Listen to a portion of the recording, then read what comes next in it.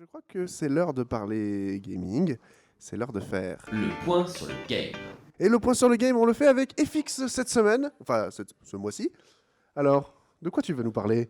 Tu nous avais un peu teasé le truc, mais... Ouais, on va commencer par une petite sélection pas piquée des hannetons de jeux Dragon Ball ou Dragon Ball Z, issus du manga, qui me tenait vraiment à cœur. Donc c'est vraiment une sélection purement subjective qui sera soumise au débat, on pourra en discuter après. Et je vais tout de suite attaquer par Dragon Ball Z 2, la légende Saiyan, sortie sur Super Nintendo en 1994. C'est vraiment le jeu DBZ de la nostalgie pour moi, le jeu auquel je jouais le mercredi après-midi chez un pote qui avait la chance d'avoir la Super Nintendo. D'ailleurs, qui a eu la Super Nintendo autour de la table? Moi. J'étais pas né. Ah là là. Toi, Florian? Moi, je ne l'ai pas eu celle-là malheureusement. Ah, ok. Donc sorti en 1994 et suite directe du premier opus, ce jeu améliore le concept et propose des combats vraiment dynamiques, faisant enfin honneur à l'animé.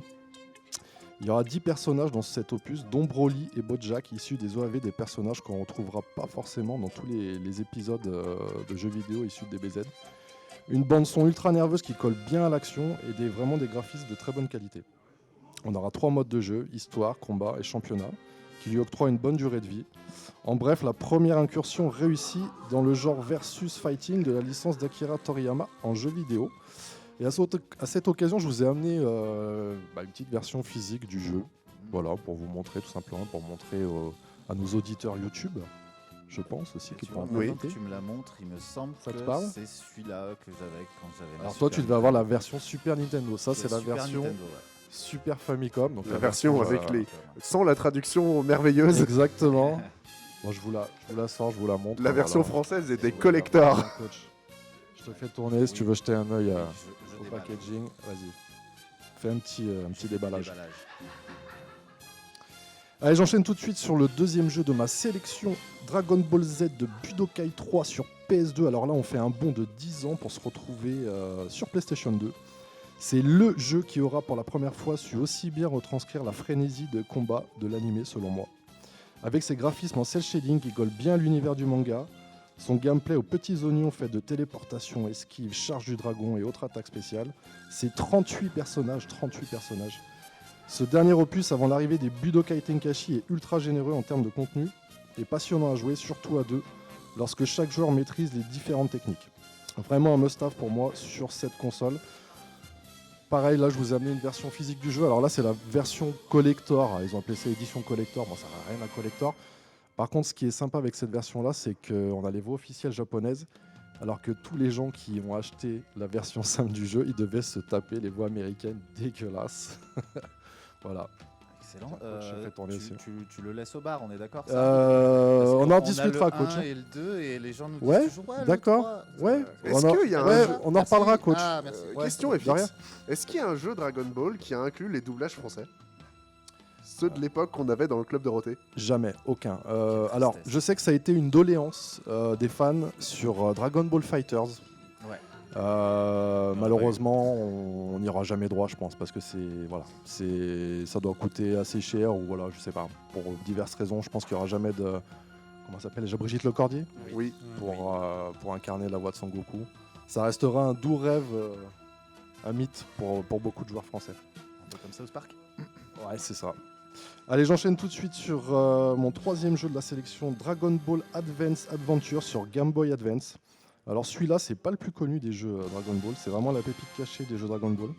Sorti en 2005 sur la console portable de Nintendo, ce jeu d'action-aventure retrace l'histoire de Goku depuis son entraînement avec Kame Sennin alias Tortue Géniale jusqu'à son affrontement contre Piccolo.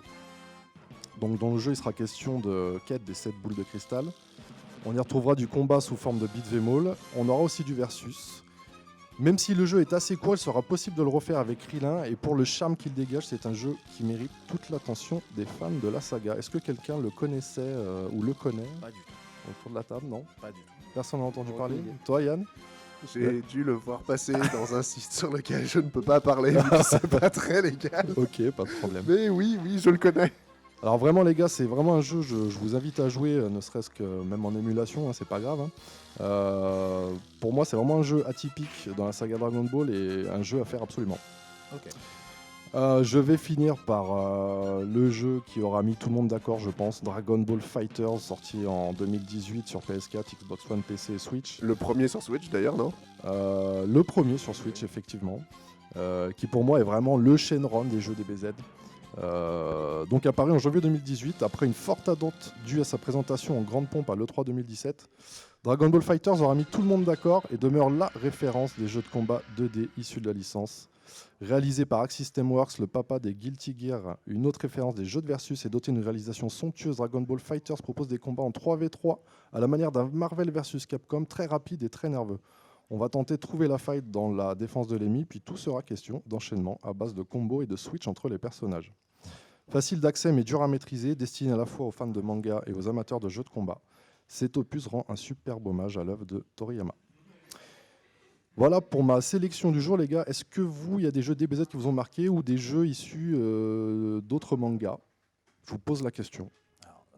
Je vais revenir sur DB Fighters parce que, en plus de tout ce que tu as dit, il est tellement fidèle à l'animé, tellement beau, tellement. Enfin, c'est vraiment. Même moi qui ne suis pas jeu de combat, genre pas du tout.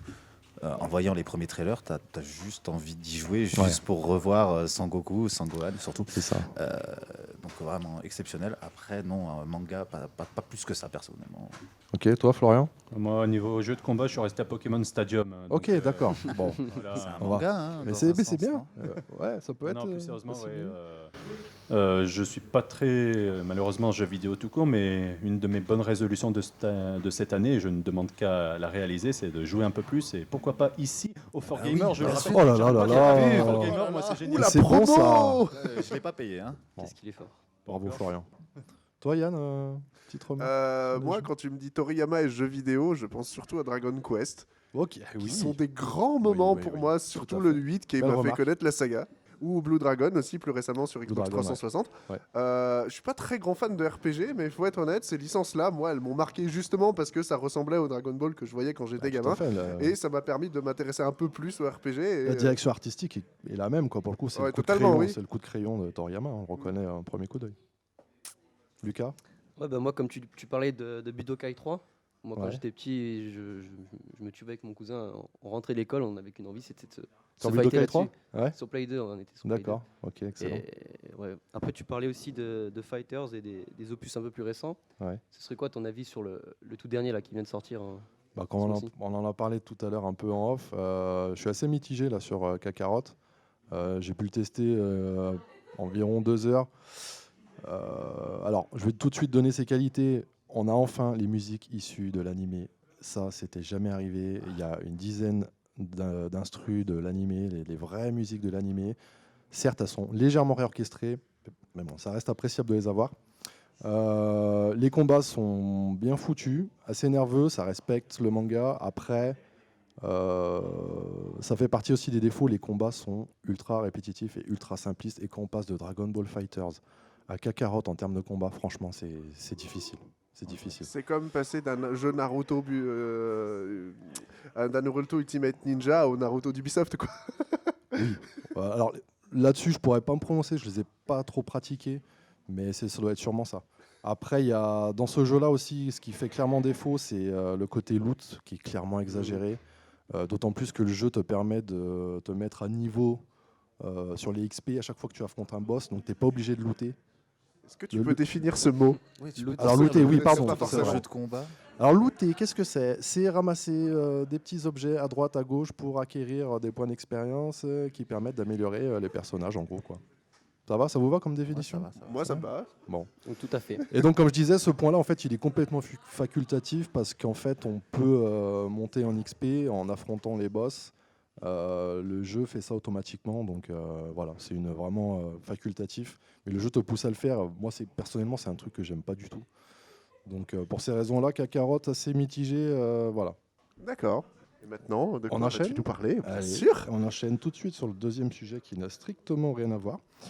Aujourd'hui, je vous ai ramené un petit jeu Mega Drive qui est un cart mode. Alors un cart mode, qu'est-ce que c'est un cart mode? Là, il va parler Sega et il va avoir des étoiles dans les yeux. Aïe aïe aïe. Alors je vais vous le sortir, hein. Florian, t'es là? Ouais, non, t'inquiète, je dors Alors pas, voilà, hein, je regarde. voici le cart mode de Glay Lancer.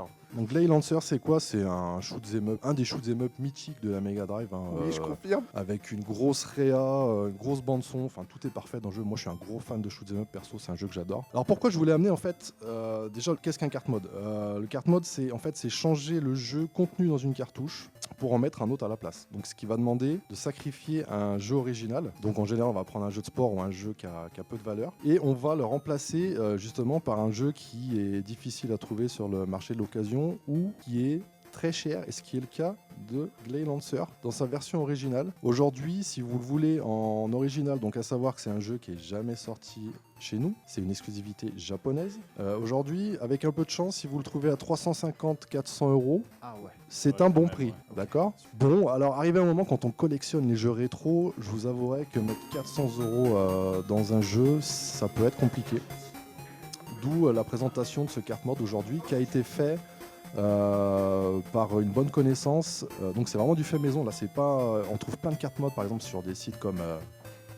Je ne les citerai pas, mais des sites chinois bien connus. Oui. Hein, faut pas les citer, Yann, c'est ça. Non, on n'a pas le On droit. va pas leur faire de la pub, en plus ils méritent pas. Coronavirus.com. Et donc là, le Glade Lancer, c'est vraiment un carte mode de qualité. Coach, si tu peux l'ouvrir et le montrer à la Ouais, je l'ai caméra. fait, je l'ai fait. Ah, tu l'as fait déjà? Tout a été Ah bah, montré, parfait, super. décortiqué. C'est vraiment un carte mode fait maison avec beaucoup de passion, beaucoup d'amour. Et c'est pour ça que je tenais à vous le présenter, tout simplement. Et je voulais juste vous faire le comparatif avec un jeu original. Et pendant ce temps, dans la Geek Nation. Pendant ce temps, j'ai une question à poser à FX. Eh, vas-y, je suis là. Moi, comme tu me dis ça, carte mode, etc., moi, Ouais. ça me rappelle ce qu'on faisait aux jeux MVS et aux jeux Ouais. AES pour les rendre Ouais. compatibles avec la Neo Geo. C'est C'est la ça. même chose? C'est ça, c'est-à-dire que les jeux Neo Geo qui sortaient pas en format AES, on prenait des cartouches sacrificielles. On sacrifiait par exemple, souvent c'était des Fatal Fury, premier du nom, ou un Samurai Spirit, des jeux qui ont peu de valeur, pour mettre un jeu MVS qui était jamais sorti MVS Mais, pour le mettre dessus directement, quoi. Est-ce qu'on peut pas faire le contraire et se faire du pognon? Genre. Alors, si.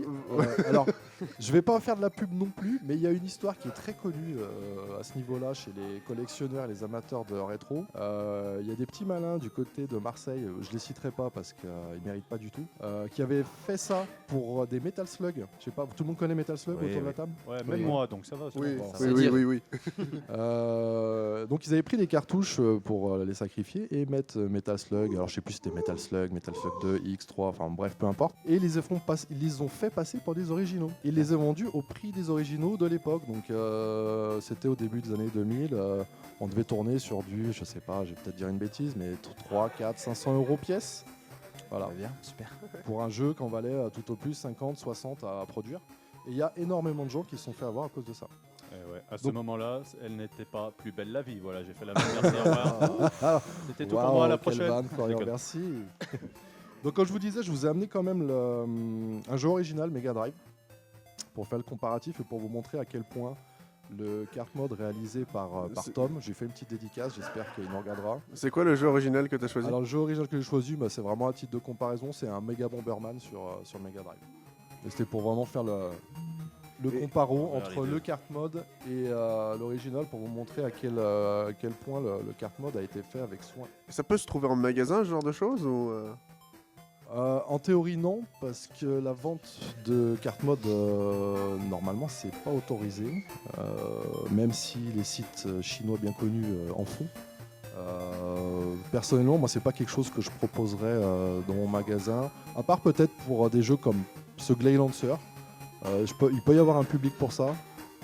Après voilà, nous on parce- essaye quand même de se concentrer sur l'original. Parce qu'on est bien d'accord, les converts de Neo Geo, ça se trouve, hein. Ah oui, les converts de Neo, bien sûr, ça se trouve. Donc voilà pour cette partie sur les cartes mode.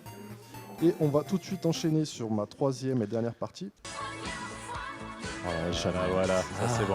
Allez, Il y a remets- Jeanne remets- Masse dans la il Geek y a- Nation, oh là dès là, la Jeanne première. Masse, dédicace 84. Qui c'est qui était né autour de la table en 84? Non. Il y a que moi. Putain, je suis vieux, les gars. Ah.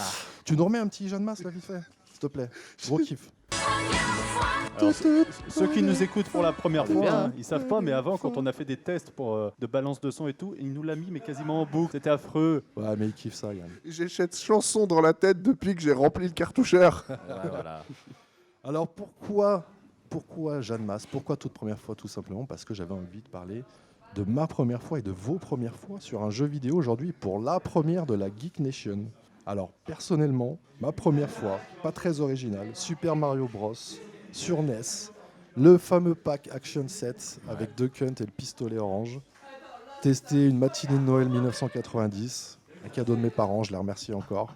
Et une vraie révolution dans les salons à l'époque. Les gars, je vous écoute pour vos premières fois, coach. Eh bien, écoute, ça va beaucoup ressembler à la tienne, puisque c'est pareil. On va se retrouver à Noël, et on va Ok. se retrouver autour d'une Super NES, cette fois. Ah, Et je pense que le jeu, ça va être la collection Super donc, Mario All-Star. Super Mario All-Star, Ok. avec tous les Mario dedans. Donc, il y avait de quoi faire quand même pour un premier jeu. Il y avait quand même pas mal d'heures de jeu, et derrière, ça a enchaîné avec Ok. beaucoup de choses. Est-ce que tu dirais que c'est avec ce jeu, avec cette acquisition, tu es tombé amoureux du jeu vidéo ou c'est arrivé un peu plus tard? Du genre avec FF8 ou je sais pas. Non, FF8, c'est plus la claque. J'étais déjà bien tombé dedans. Mais l'arrivée de la Super NES, ben, c'est comme beaucoup. C'est que tu l'avais demandé pendant un an à ta maman. Ouais. Maman, Noël, je veux absolument ça. Ça a l'air vraiment trop bien. Et puis quand tu l'as dans les mains, effectivement, c'est trop bien. Donc tu tombes dedans complètement. Et voilà, D'accord, donc vrai coup de cœur quoi, à Ouais, l'époque. ouais, Ok. clairement. Alors Voilà. moi c'est pareil, je vais pas faire dans l'originalité, même si c'est pas les mêmes titres et les mêmes consoles que vous. La toute première console de salon que j'ai eue, ça a été la Nintendo 64. J'arrête pas d'en parler depuis tout à l'heure, mais voilà, mais c'était vraiment elle. Et le tout premier jeu, tous ceux qui ont eu une Nintendo 64 y ont joué, c'est pareil, pas original, mais Super Mario 64. J'ai tellement poncé ce jeu dans tous les sens, la cartouche est littéralement usée. Donc, mais vraiment. Et en termes de console portable, la première que j'ai eue, bon, pareil, hein, je suis un petit vieux maintenant, mais c'était la Game Boy Color et ça a été Pokémon Rouge ou Super Mario Bros, je sais plus. C'est pas Mario Bros Deluxe. Ouais, je crois que c'était lui. Non, je crois que c'était lui. Je crois que j'ai eu Super Mario Bros Deluxe en premier, j'ai eu Ok. Pokémon Rouge après. Ok. Et pareil, je les ai, j'ai beaucoup trop joué à ces deux jeux-là. Ouais. Bon, en tout cas, pour faire une première incursion au jeu vidéo, Super Mario 64, il y a pire. Hein. Ouais. Yann? Alors, moi c'était il y a bien longtemps. Et je vais évoquer des mots et des expressions qui vont parler surtout aux Stéphanois. J'avais 7 ans et ma mère s'est dit du jour au lendemain que ce serait pas mal de m'acheter une console. Et nous nous sommes rendus dans un petit magasin de la Grand Rue qui s'appelait Fighter, Oui, Magasin mythique au demeurant. effectivement. qui n'était pas encore en face de la fac à l'époque, donc ça date. La PlayStation était en quasiment fin de vie, la Nintendo 64 était oubliée, on commençait déjà à parler de la GameCube, et ma mère se dit que ce serait une bonne idée de m'acheter une Super Nintendo. Ok. Pas mal. Et avec cette Super Nintendo, elle m'a acheté un jeu Mario, Super Mario World. Ok. Et que j'ai redécouvert des années après sur Game Boy Advance et que j'ai enfin pu finir à l'époque. Donc voilà, c'était ma petite histoire. Et sur une console portable, c'était quelques années plus tard, c'était sur Game Boy Color et je n'ai pas forcément eu beaucoup de chance parce que j'ai eu 2 jeux ce jour-là. Le retour de la momie Oh mon dieu. Oh mon dieu. Et Et- Taxi 2. C'est ça vraiment Non. Ah, j'ai peur. et la version Game Boy de Oddworld. Oh. Oh. Ok, qu'est-ce que ça donne, tiens, la version. Ouais, ça vaut quoi C'est les 2 Oddworld qui sont sortis sur Game Boy sont des opus inédits inspirés des 2 épisodes PlayStation, mais c'est des histoires à part entière dans des décors à part entière avec des game design différents. Ok, D'accord. je savais pas du tout qu'ils avaient Bon, en fait tout cas, toi aussi, pour une première à Super Mario World, on a largement fait pire. Lucas, est-ce Bah. qu'on va avoir droit à... Attends, très original. Bah moi, ma première fois gaming, c'était chez ma grand-mère. Je voyais mon cousin qui essayait d'attraper un Latios. Donc forcément très original, Pokémon. J'aurais pas la version, mais c'était sur Game Boy Advance. C'était Pokémon Saphir. C'est Ruby et Saphir à l'époque, il me semble, pour les noms des jeux. Je te crois à Ouais, 100%. il y avait Emerald Si aussi. c'est sur Game Boy Advance, ouais, c'était Ruby, Saphir, Emerald. Emerald, ouais. Et du coup, je le voyais tellement galérer que je me suis dit, ben, il faut que j'achète la Game Boy Advance et que je le capture à sa Moi place. aussi, tu je veux vois. galérer. C'est ça. Donc toi, tu as commencé sur portable pour le coup. J'ai commencé, ouais, portable. D'accord. Et ta première expérience sur un jeu de salon? Jeu de salon, Enfin, c'était console la de salon, PlayStation 1. Et c'était pour ma fête. Ouais. Ma fête. Et mon père m'avait acheté Lucky Luke, je crois. Alors là, c'était vraiment un jeu. Effectivement, Un ça a jeu. été sa fête. Alors là, Un jeu infogramme. C'était vraiment. Enfin, je sais. Ouais, si, J'ai si, aucun si, souvenir de si, ce des jeu. chances. Ou édité par Atari, enfin bon, c'est la même merde quoi. Ouais. Ok, Ouais, d'accord. Je me rappelle juste voilà, la Play 1 avec le jeu Lucky Luke. Mais Ok. vraiment, souvenir vague. Hein. Ok, très bien. C'est déjà beaucoup de Merci, Mario. Lucas. hein. Ouais, beaucoup de Ça Mario. fait 4 Bah, trois- Mario 4 sur 5 4 sur 5. Ouais, 4 Ouais. sur 5. 4 sur 5, ouais, effectivement. Pas très connu en plus, hein, comme univers Mario. Une petite licence, ouais. Et puis quand bien même, il était Pokémon, donc on reste chez Nintendo. C'est Mm. c'est vraiment lié aux Ouais, enfants, c'est hein, vrai. Nintendo. Ouais. ça, Mais bon, les effectivement. adultes peuvent encore y jouer. Ah bah, largement, oui. Exactement. Pas de Ils problème. peuvent encore y jouer ici au For Gamer. Tout à fait, au Floor Gamer. Merci Je vais FX. finir par le payer, c'est pas Merci à possible. toi, Yann.